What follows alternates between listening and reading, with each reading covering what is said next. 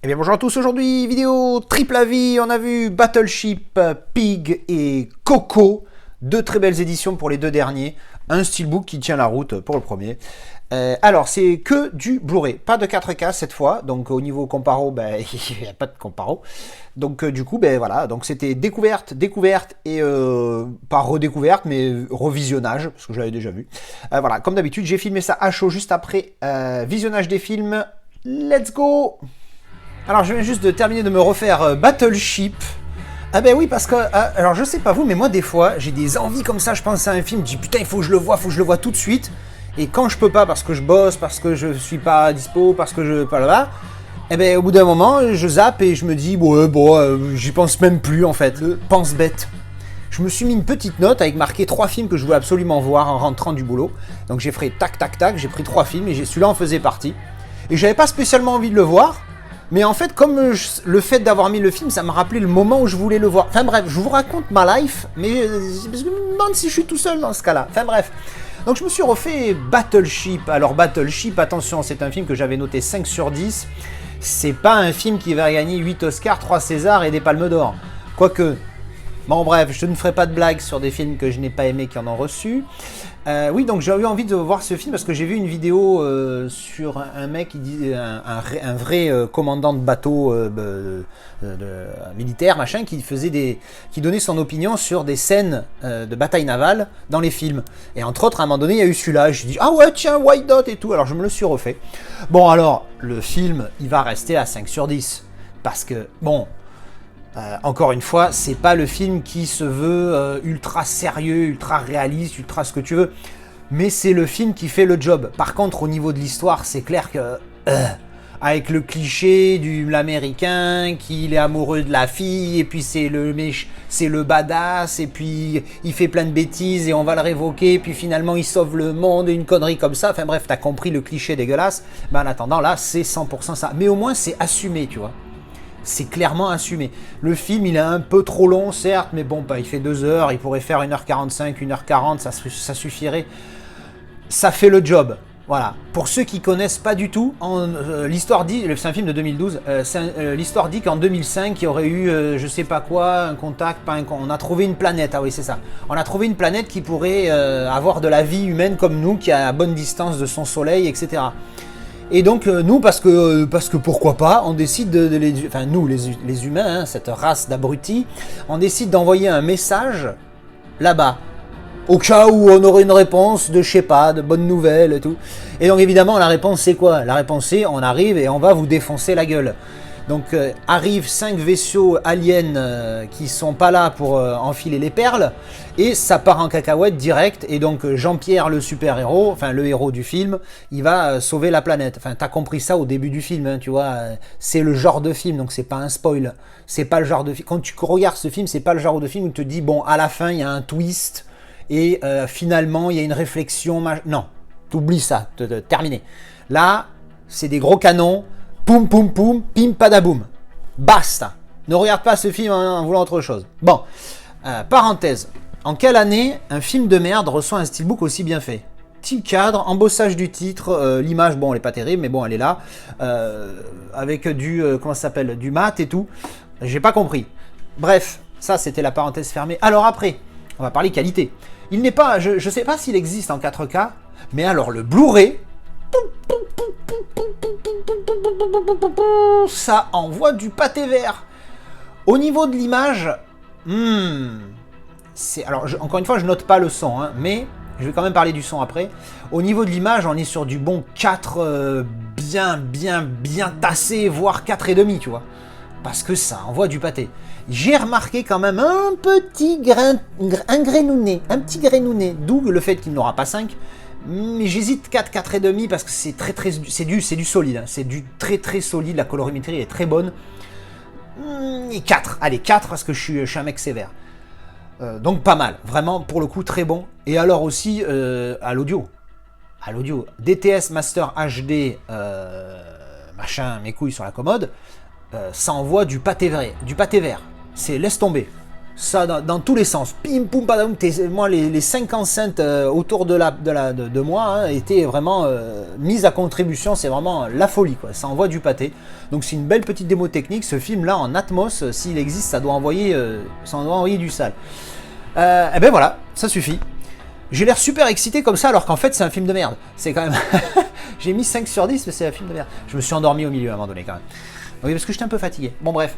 Donc Battleship, le film 5 sur 10, il fait le job, mais vraiment l'histoire c'est compliqué, l'acting c'est très compliqué, et c'est très compliqué.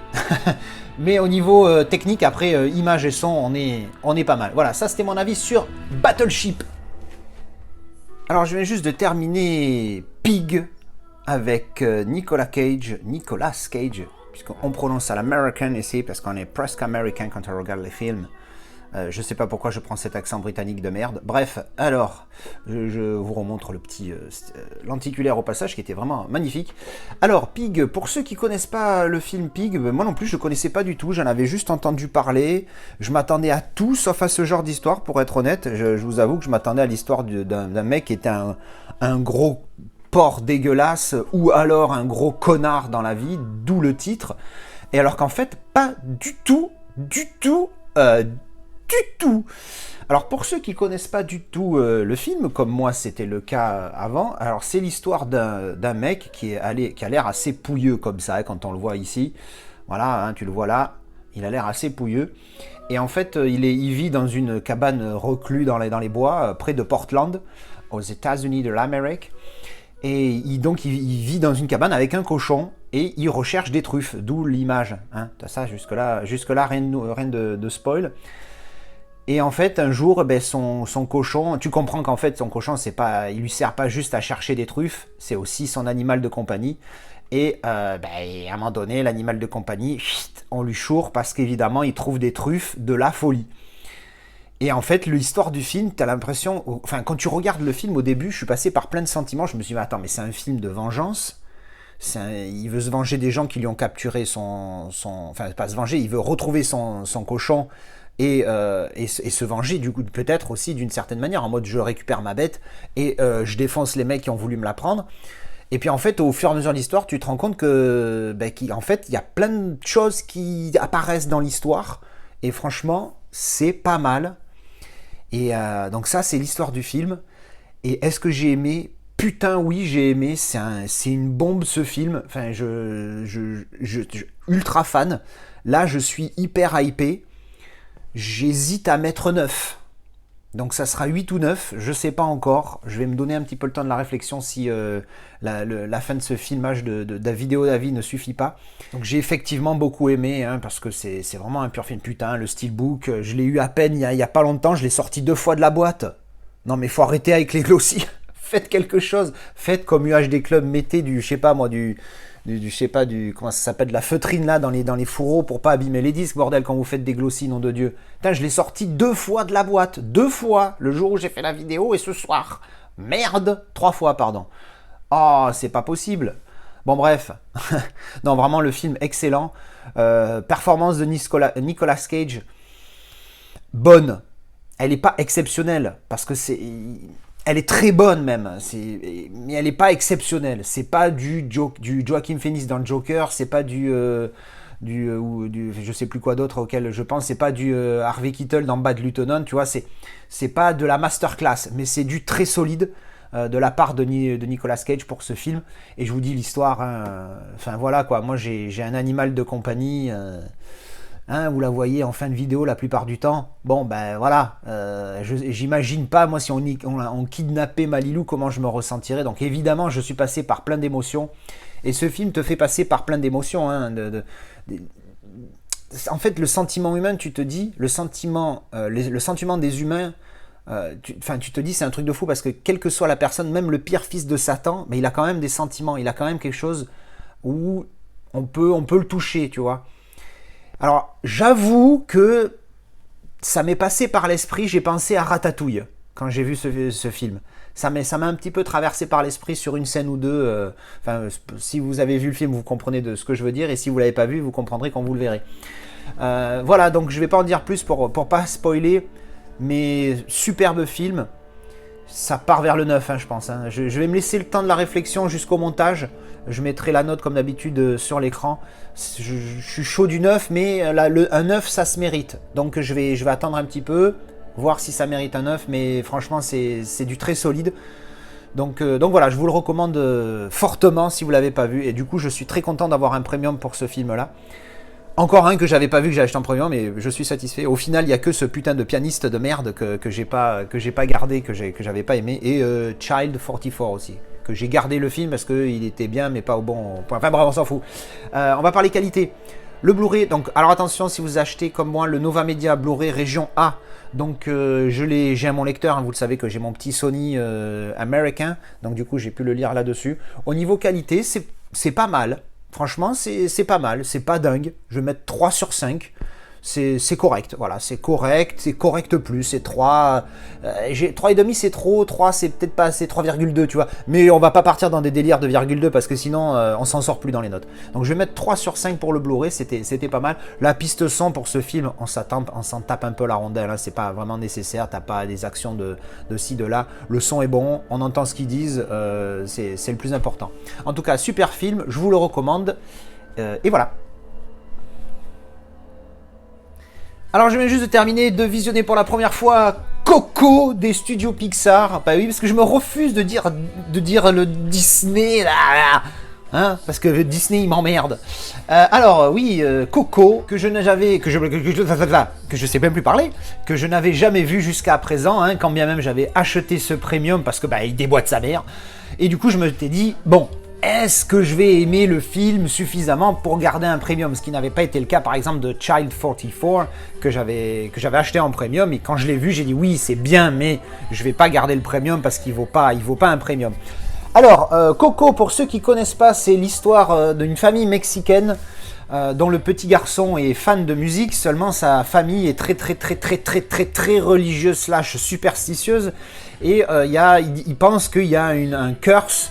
Je mettrai la traduction parce que je ne me rappelle plus ce que c'est, de leur famille au niveau de la musique, et donc ils l'interdisent de jouer de la musique, alors que lui, bah, évidemment, il adore ça. Et en fait, un truc auquel je m'attendais pas trop à ça, parce que je connaissais pas trop le film, j'avais juste entendu des bons retours sur le film et tout, mais je savais pas trop de quoi ça parlait, puis c'est vrai, le coup des squelettes sur la jaquette et tout, j'avais pas trop compris.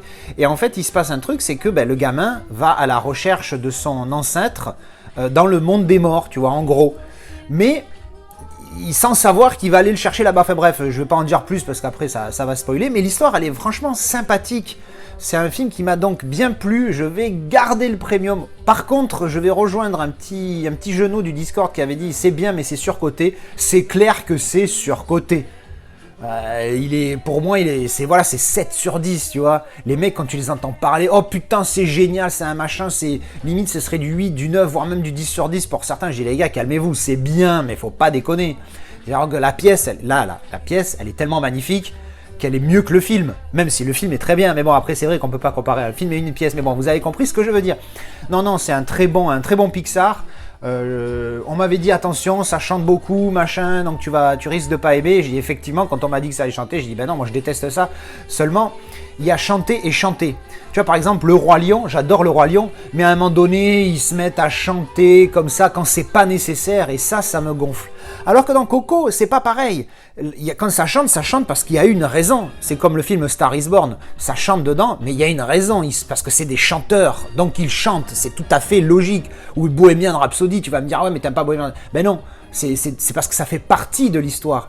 Moi, ce que j'aime pas, c'est quand les chansons, ça arrive, genre La La Land, hein, je m'excuse de remuer le couteau pour certains, mais La La Land, ça n'a aucun sens. C'est une histoire d'amour entre Jean-Pierre et Ginette, et les mecs, au bout de 30 secondes de film, ils se mettent à danser, chanter, debout sur leur voiture, sur les autoroutes. Ça n'a aucun sens, tu vois, donc ça m'emmerde. Par contre, dans ce genre de truc-là, quand la musique a un lien, ou la chanson a un lien avec l'histoire, évidemment, ça se passe très bien. Donc oui, je vous recommande ce Pixar, si vous l'avez jamais vu, il est très très bon.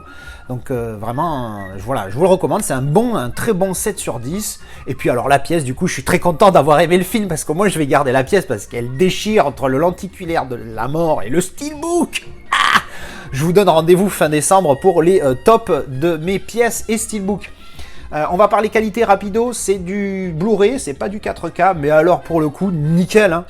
Comme je le dis souvent, pour ce genre de film, en animation, je vois pas trop l'intérêt du 4K. Après, j'ai jamais fait de comparatif. Le jour où je verrai un 4K en animation, où j'aurai le Blu-ray à côté pour faire un comparatif, je verrai. Mais là, pour le moment, ça m'est pas arrivé. Tout ce que j'ai en 4K de ce genre de film, d'animation ou dessin animé, ben, je n'ai pas le Blu-ray avec. Donc pour le moment, je pourrais pas dire, mais en tout cas, là, l'image, elle est nickel, elle est précise, la colorimétrie est magnifique. Franchement, pour le moment, j'ai envie de dire, ça suffit. Donc voilà, le film 7 sur 10, le Blu-ray, je mets 5 sur 5, hein, parce que, qu'est-ce que tu veux dire, il n'y a pas de défaut pour moi, il n'y a pas de grain, il n'y a pas de machin. Alors après, c'est de l'animation, c'est sûr que je vais pas le mettre au même niveau qu'un film, c'est certain. Mais en tout cas, c'est 5 sur 5 parce que c'est nickel. Voilà, et ça c'était mon avis pour Coco.